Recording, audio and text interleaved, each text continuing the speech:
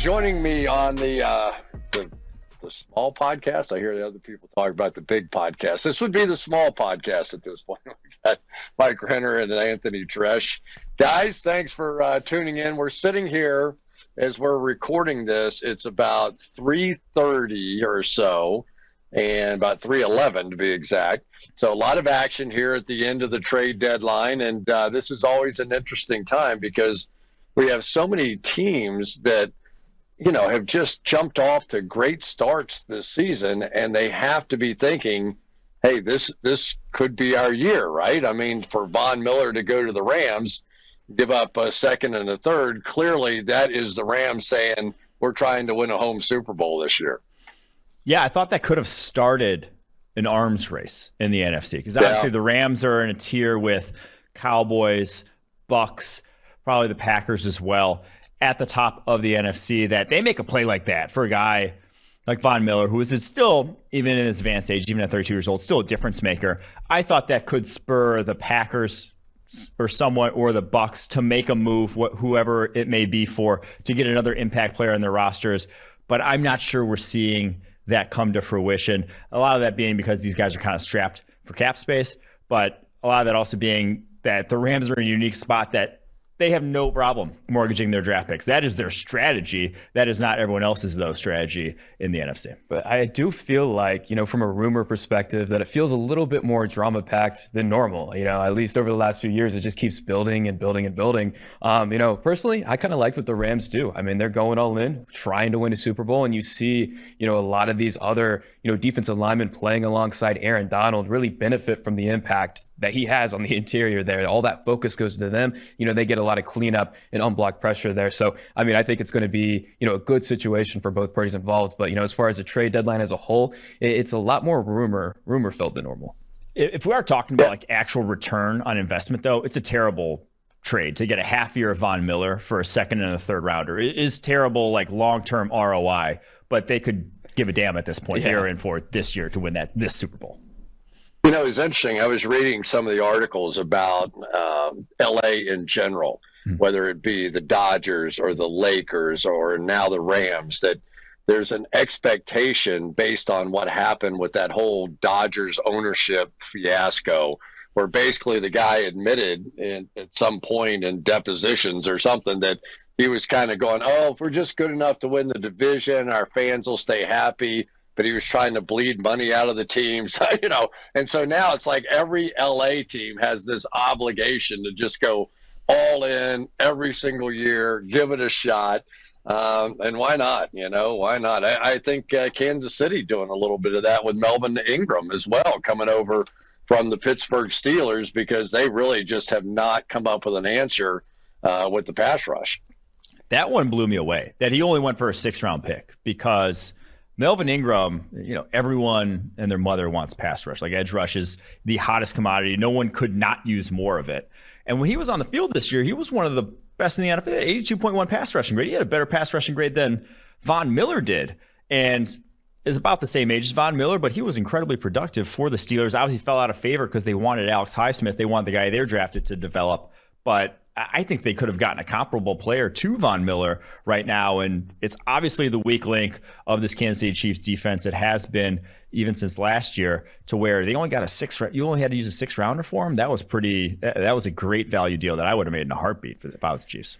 Yeah, I still think that there's bigger issues, within that Chiefs team to fix, not so much. I think, Melvin Ingram, he will have an impact, but, is it going to really put them over that hump? I don't think so. I still think that their issues run far deeper than that. That being said, I agree with you. I do think that it is a good addition to that team. And, Chris, it's an interesting thing when you bring up the whole LA thing, because, on the PFF College Live show, we talked about it, earlier this season with USC when they fired their head coach Clay Helton. And it's kind of like, you look at all these LA teams, USC's kind of fallen off the map a little bit. They haven't really done anything, from a football perspective as of late, and they're not in a good situation right now. Not with the head coach, program kind of trending down. It's going to be interesting to see, how they go down, or if they're going to keep going downhill or not.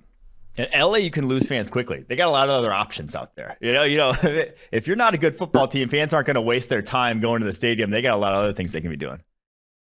Whether it's football success or financial savvy, the right questions help set the stage for winning strategies. Western and Southern is teaming up with me to share insights that can help put you ahead of both your fantasy and financial scoreboards.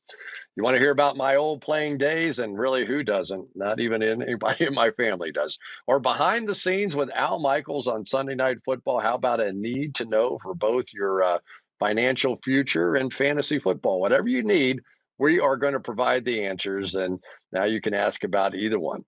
And every football or financial question you ask earns you a chance to win a catered party for February's big game. And we all know what that is. A chance to win a catered party for February's big game.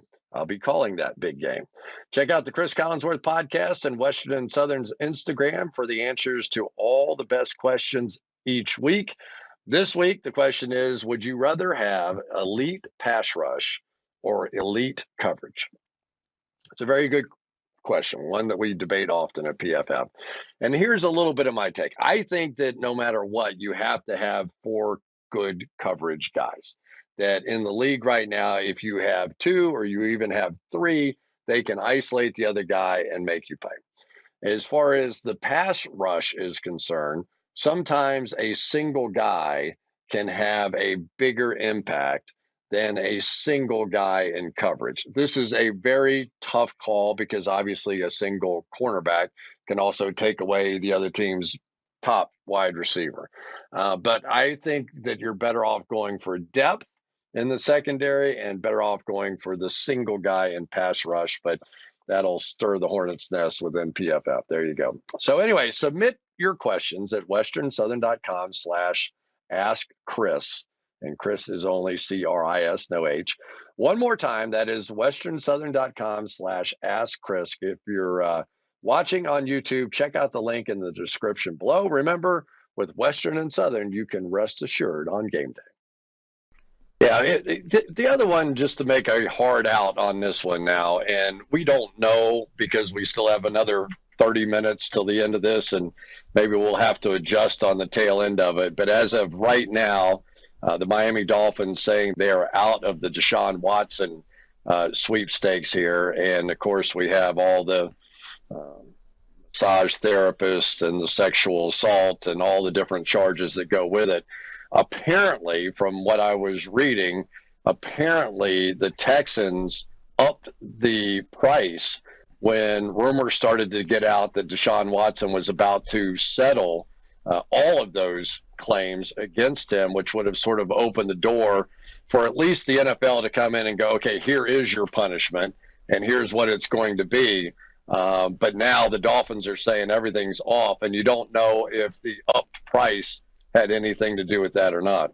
Just an absolutely unbelievable situation that they're going to pay him $10 million this year of cash. Like that is his year's salary this year, $10 million to sit on the bench awkwardly week in and week out, practice after practice, and deal with these allegations, and who's never going to play for them again. He will never be a Houston Texans starting quarterback ever again.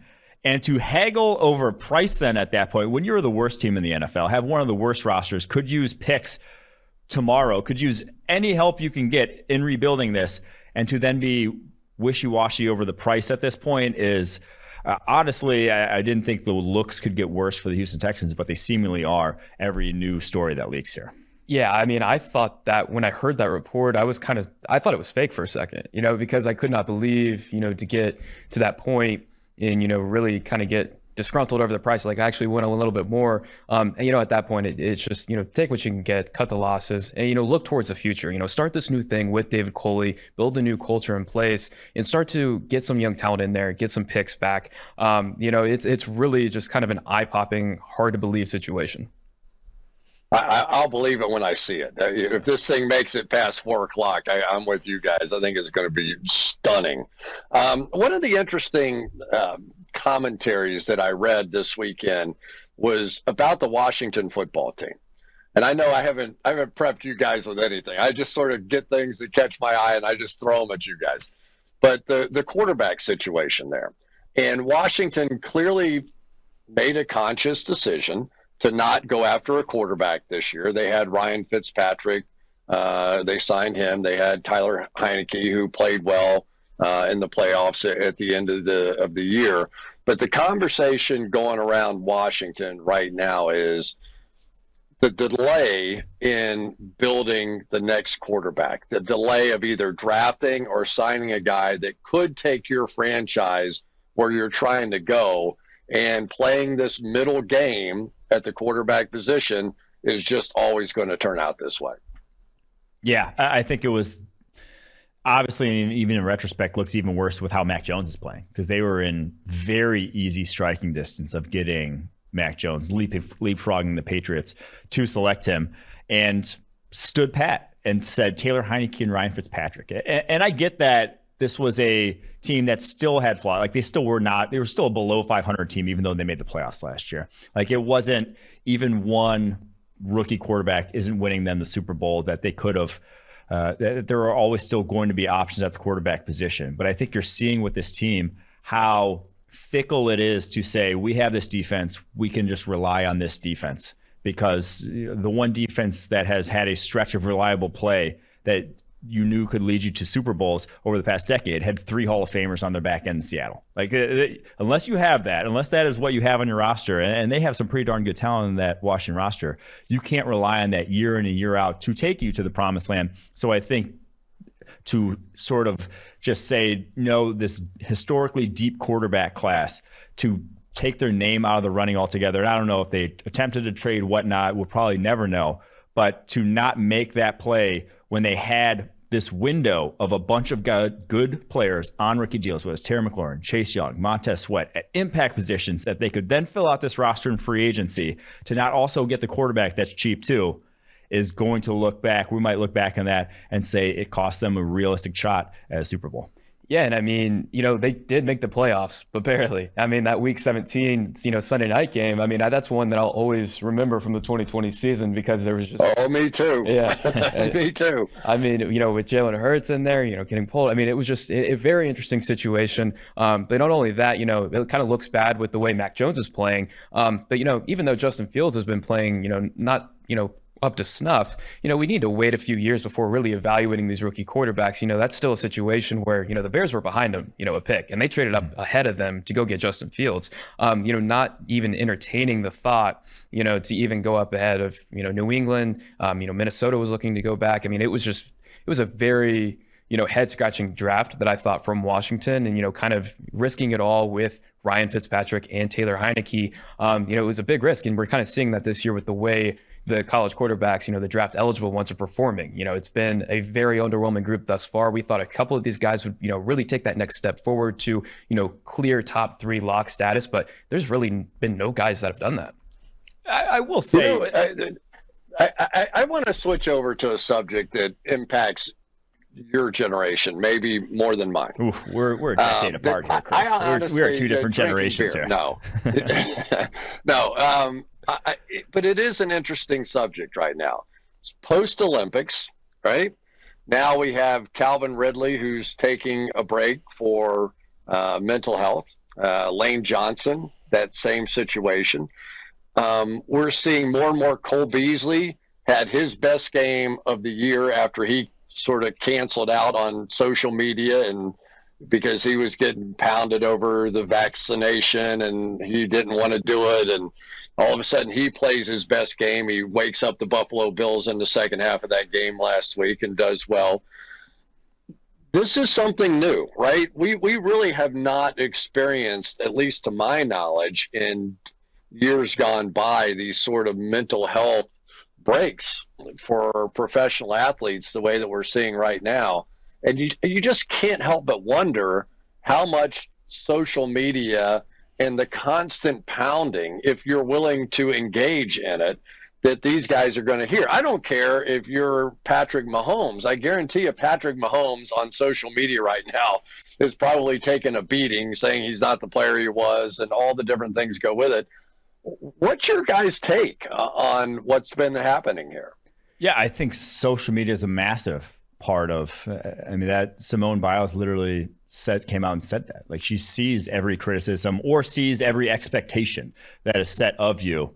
And the game has never had, or sports in general have never had more fans. It's just everything keeps growing and growing and growing.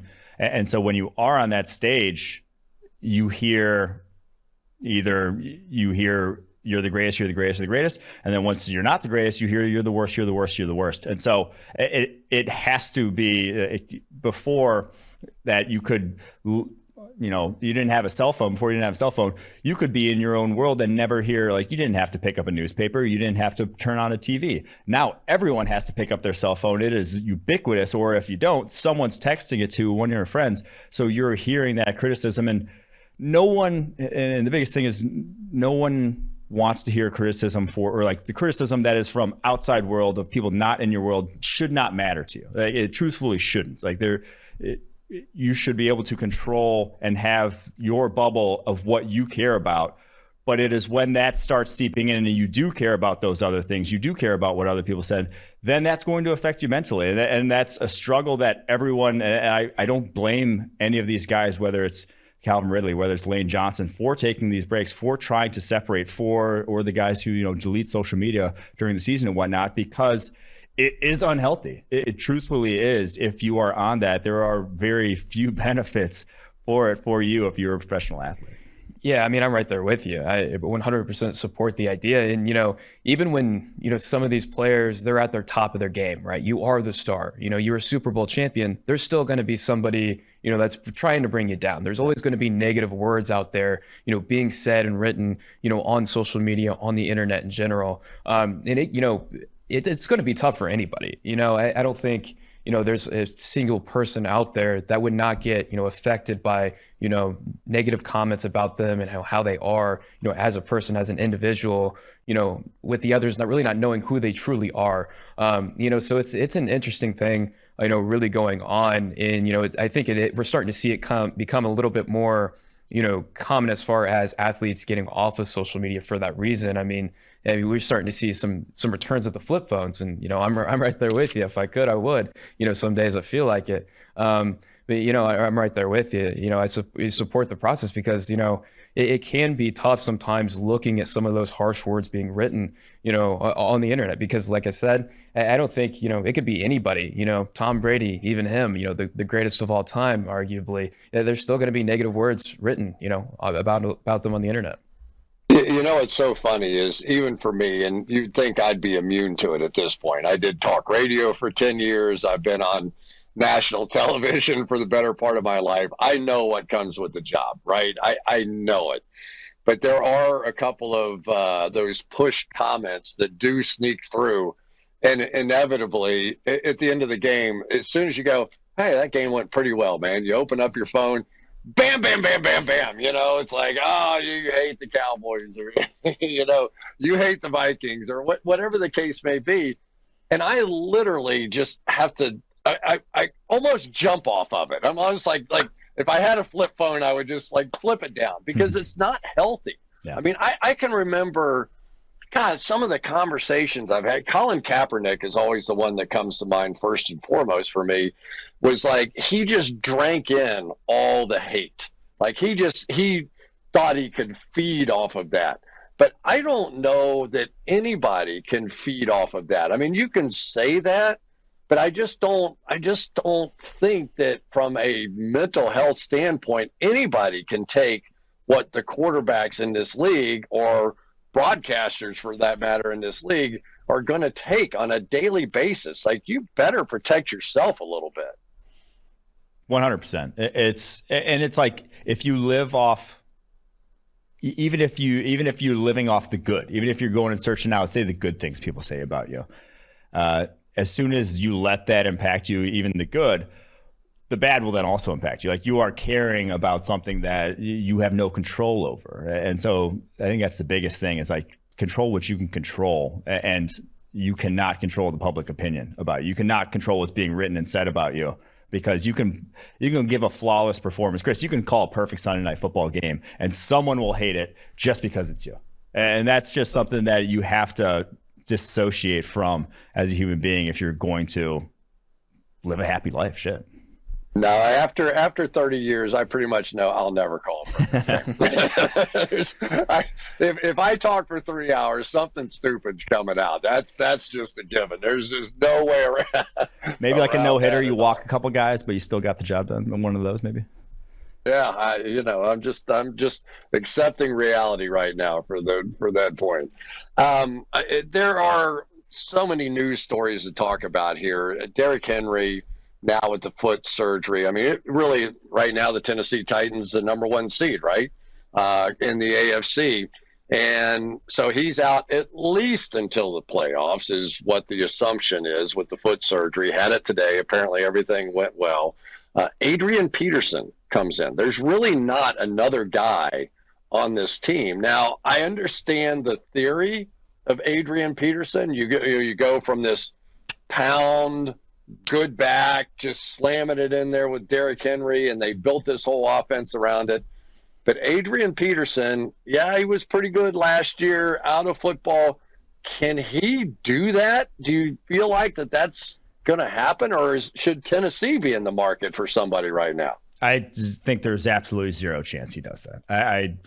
I would be floored if he's anywhere near productive in that offense. I think a lot of it, and now their offensive line is better in run blocking than they are in pass protection. They have some guys in Nate Davis, David Questenberry that are better run blockers. Like they still open up holes, but a lot of it is still Derrick Henry being Derrick Henry. And Adrian Peterson right now is 5 years older than any other running back who has taken a carry in the NFL this season. He is 36 years old. He averaged 3.9 per carry for the Lions last year.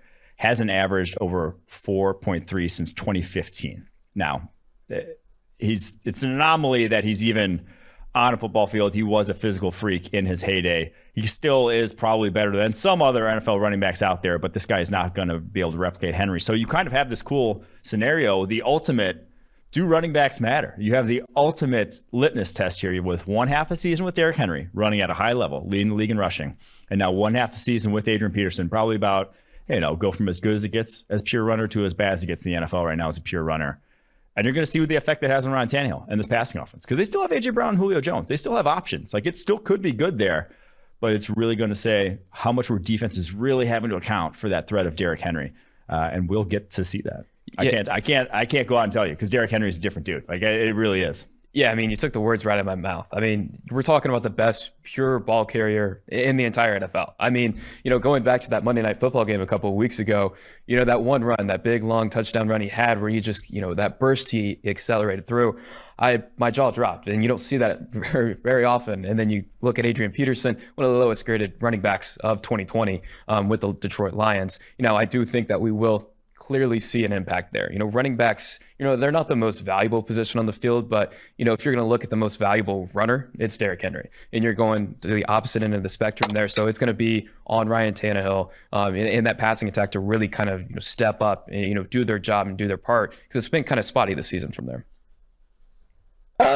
Here's an interesting one for you guys to kick around a little bit. And I know you guys are my college football gurus, and you understand the draft and what's coming up and what's available much more than I do at this point. Jameis Winston for the Saints get hurt. The Saints do what they always do to Tampa, which is give Tom Brady a hard time. That's just, it's a given now. I understand now. I did the game last year in Tampa where they beat Tom Brady 38-3. We thought we had the best game of the year. It ended up being the worst game of the year, which is the way it goes. We called it brilliantly, though, by the way. So now Sean Payton has a choice, right? Trevor Siemian came in. He did well. You can't say anything other than he did well. I also have just had go by on my cell phone the Phillip Rivers. Yes. I would be available if called. I will serve if nominated. Now, Phillip Rivers took the Colts to the playoffs. It was a tough game. They in Buffalo gave the Bills a very tough game. He's been coaching high school football, so he's probably throwing the ball around out there. Would you do it? Would you bring him in? Hell yes. I mean, 1,000% yes. If you're Mickey Loomis right now, I don't see the downside. I see the downside in Trevor Siemian. I don't see the downside in Phillip Rivers. And even from a offensive fit perspective, that's what New Orleans does. They throw it underneath. They throw screens. They throw it quick. They do exactly what Phillip Rivers has done the past handful of years after his arm strength kind of really went down the well. They turned Jameis Winston into a guy who's throwing it underneath. His average depth target was 2.6 yards in that game against Tampa Bay before he ended up getting hurt. Like, this is an offense that's set up for him to come in and succeed with very little sort of very little prep time. And he was still fine last year. He wasn't atrocious with the Colts. Obviously led them to the playoffs. Like, he is a massive upgrade over whatever they have on that roster from a passing perspective. I mean, I think he was more than fine. I mean, the Indianapolis Colts had the 7th most efficient offense in the NFL last year with Phillip Rivers. He was still effective, still accurate. I mean, obviously, declining arm put the ball in harm's way, a little too much. But, I would almost think, too, with Jameis Winston, I think Phillip Rivers, you could argue that he was, just as good of a passer, an option for them for this season. I think he's significantly better than the options they have right now. And I think, looking too at this upcoming draft class, I think, with the way the quarterback class is shaking out, NFL teams don't think this way, but from our viewpoint, I'd be perfectly fine with them going after Phillip Rivers and still trying to, compete as much as they can, because you're going to be able to take a swing on a quarterback, I think deep in the first, late in the first round, just because there's so many question marks with some of these guys. And I do think that there are some toolsy players that you can take a swing on and be, perfectly fine and understanding that it's going to be a project, and one of them is probably going to hit. I just looked it up. Is there a guy, Mike, that you go, okay, I'm Miami or I'm Detroit, I'm good with losing the rest of these games because I'm going to get whoever. Now, Caleb Williams is kind of the hot shot right now, right? But he's not going to be available, obviously a freshman. But is there another guy draft eligible that we go, hey, I'm okay with losing every game from here? No, not in my opinion. And I just looked it up. Phillip Rivers, coaching at Fairhope, Alabama, 2.5-hour drive. Google Maps says 2.5 hours to New Orleans. That's a quick.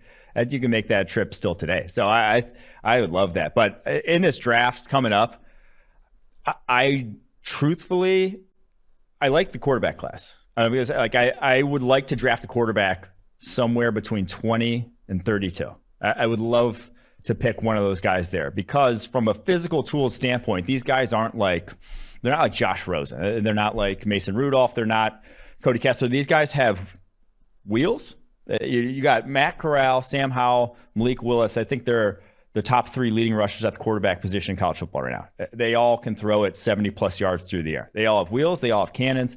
And they've all played high-level football for stretches. Now, have they been whole seasons? Do they look like Joe Burrow out there? Hell no. And they're not going to go. I don't think there's any of these guys are going to go number 1 overall because of that, because there is that inconsistency on tape, because some of their offenses are very gimmicky.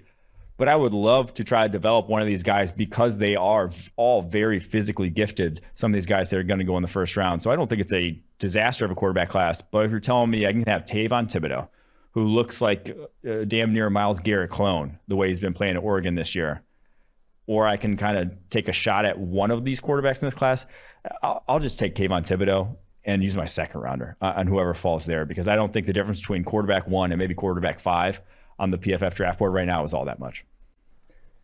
Yeah, and from me looking at it, I thought preseason, had you told me that you Anthony would be saying Kayvon Thibodeau, number 1 overall pick midway through the college football season, I would have said you're crazy.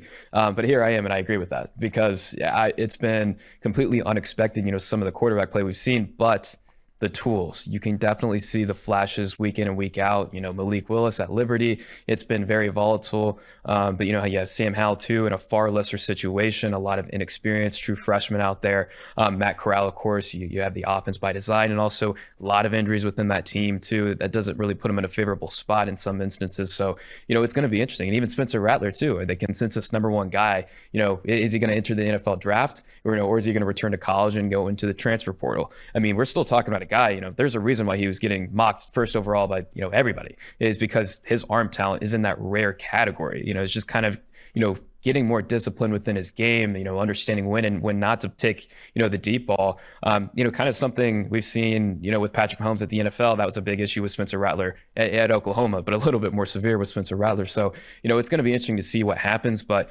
in the Detroit Lions case, if they're picking number 1, I can't believe I would have said this preseason, but now, it's looking like Kayvon Thibodeau, the edge defender from Oregon.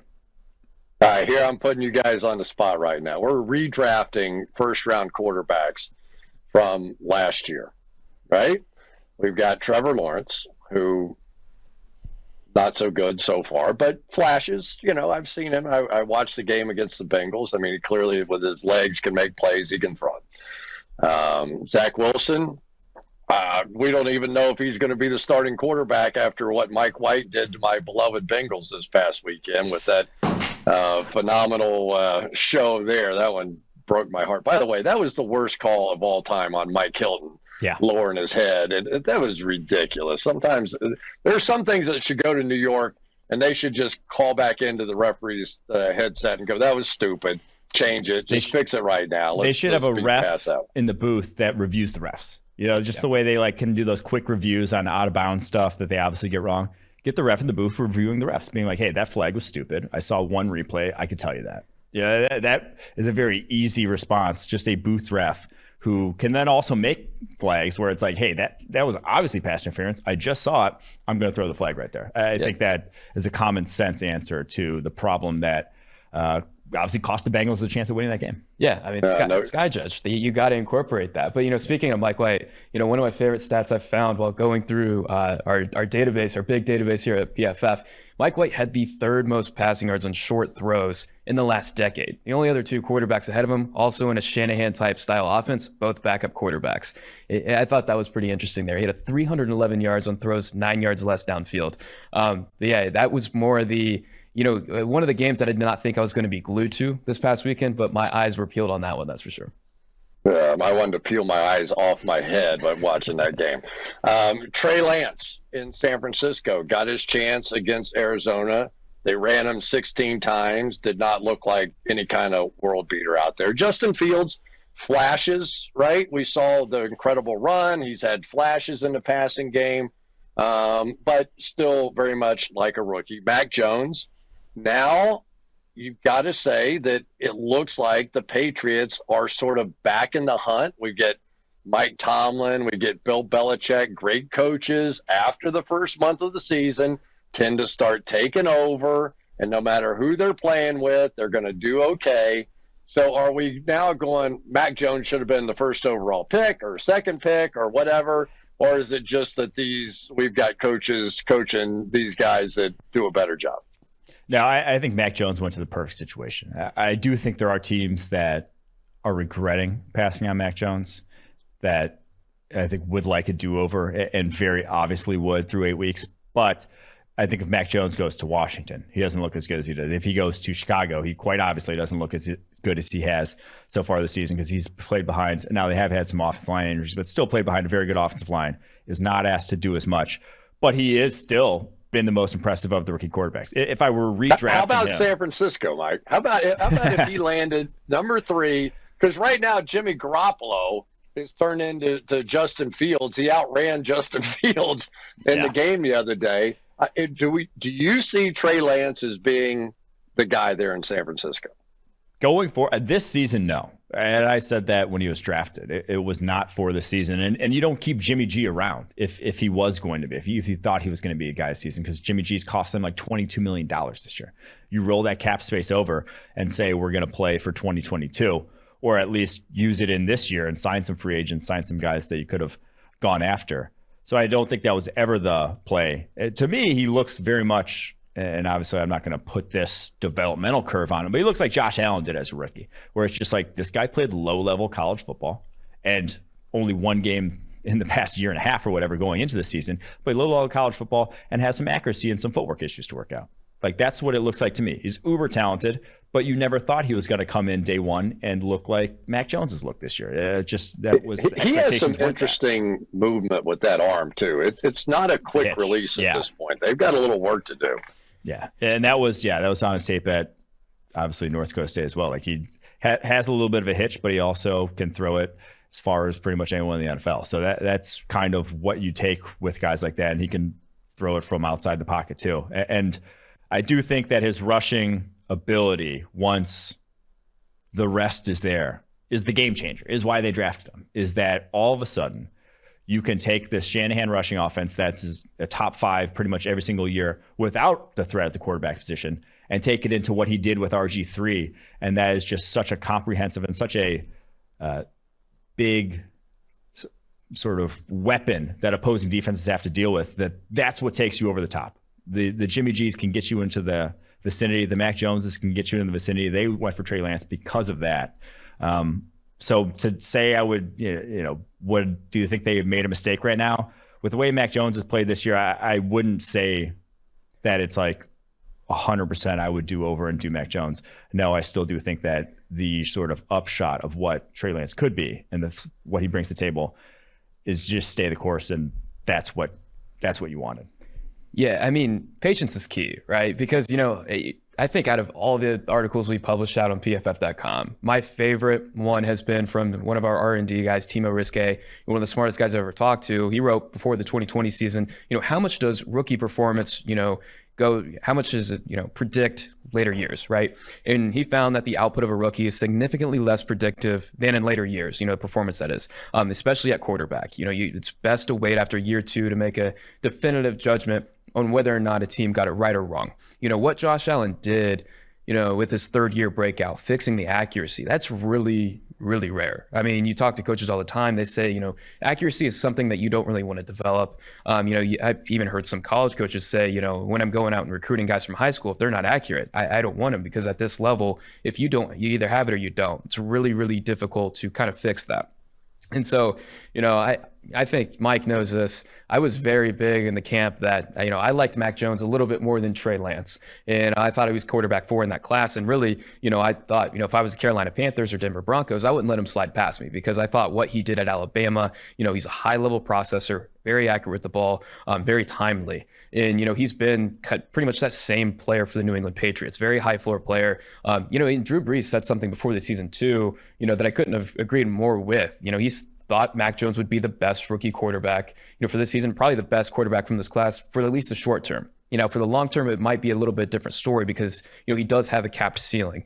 But at the end of the day, he has an 84.0 PFF grade right now. That's the second best we've ever seen from a rookie quarterback in the PFF era. What he's doing, I think is even better than what I expected early on. So, I always thought, I preferred Mac Jones over Trey Lance, and even to this day, I would still take him, just because of the accuracy issues that we saw with Trey Lance. Even to very low level of football, never really asked him to win games with his arm. I mean, he averaged 18 pass attempts per game. Didn't play in 2020. It really wasn't all that great, from a passing perspective over there. So, while he did have, all the tools desired, I think that there were a little bit more, flaws in there, with that, the accuracy issues that I just really was not fond of, and I'd be willing to more take a risk on, a Mac Jones who may have a cap ceiling, but a very high floor player at that. All right, one more question, and then we're going to take one final look to make sure there's no last-minute trades here that have been coming down the road. It's 3:50 on Tuesday afternoon as we're recording this. But did Cooper Rush the other night with the Dallas Cowboys? So they hold out Dak Prescott. I'm watching Dak Prescott warm up. We're calling the game. And he looks like Dak Prescott. I mean, he's up on his toes. He's running. He's pushing off. He's throwing. He's sprinting. He's getting pulled against a rope. It's Dak Prescott. It's just, I said 1,000% he's going to play. 2 minutes later, he's out. And they took a chance. They almost said, it's not worth it. We're into this 17-game season now. I'm starting to feel it. Nobody will admit it, but I think the length of the season this year is actually making these decisions a little easier on coaches to play for the long term. But when we look back at this year now, is the fact that Cooper Rush went into Minnesota, a good football team who had won 3 out of 4, steals a win up there, and whether it's positioning, whether it's winning the division, whether it's another home game in the playoffs, is that going to be something we look back on and go, that was significant on the same weekend there that the Tampa Bay Buccaneers got beat by the Saints? Yeah, you had me here, a Packers fan, Packers shareholder, rooting for the Vikings. I was like, let's go Vikings, win this stupid game, because the 1 seed is so massive now. With the new wild card, it is huge to have that security at the end of the year, to get that next bye week, to not get banged up, to not have to play. It's going to be something in the neighborhood of like 14 straight games, 14 straight weeks with games. If you get that bye week, if you get that number 1 seed, you are the massive favorite to make the playoffs, and especially in the NFC this year, when you have, like I said, a tier of probably 4 teams there at the top that are all very talented, all have very good quarterbacks, and all look like they're going to probably have 2 or 3 losses on the season when it comes to the end of the year.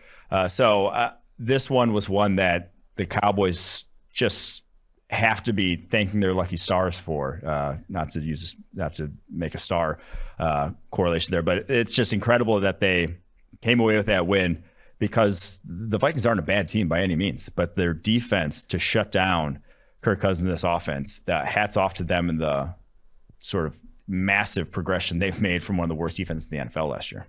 I mean, I think your shares are going to be just fine with Aaron Rodgers at the helm there. I still think that the Packers are going to be in pretty good shape. You need the 1 seed. Yeah, but it's very interesting, because at the end of the game, over at PFF.com, with our Team of the Week article, we always do the biggest game-changing moment. We look at, what was the win probability? What was the play that really shifted the win probability the most?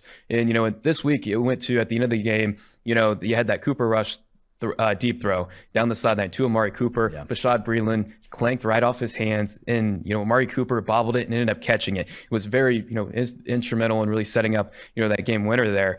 That before that play, around 20% win probably. After the play, around 40%. Had that ball been intercepted, it would have went down to 3%. Game probably would have been the Vikings to win. I think this, Chris, like you said, you look at the 1 seed. This could be the biggest, game-changing play of the year. I think that the ramifications from that are massive. And it's very interesting to look at. A little bit of luck fell their way. But I think everybody thought they were going to lose that game, and so I think by the season's end, we're going to point at this play and say that could have been the biggest play of the entire 2021 regular season. But I will also say the funny part about it is Amari Cooper was on with Rodney and Jack in the post-game interview. He had no recollection of that play.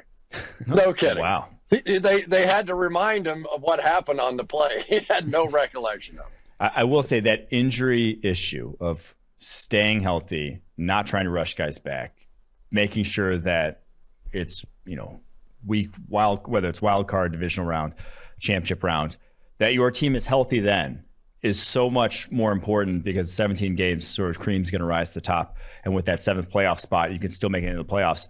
Being healthy come playoff time is more important than anything else. Usually in the NFC Championship game last year, when David Bakhtiari gets hurt, offense looks different. The pass protection's just different when he's not in the game. And all of a sudden, they're getting to Aaron Rodgers. And that hadn't happened all year long when David Bakhtiari was healthy. So, on the other side of the ball, the Bucs get back Vita Vea, and Vita Vea is the difference maker down the stretch. Those, being healthy, having the best roster that you can in weeks 17 through the playoffs is far, far more important than one game in the middle of October having Dak Prescott out there. No, I think you're going to see a lot of teams opt for player safety more so this year than ever before.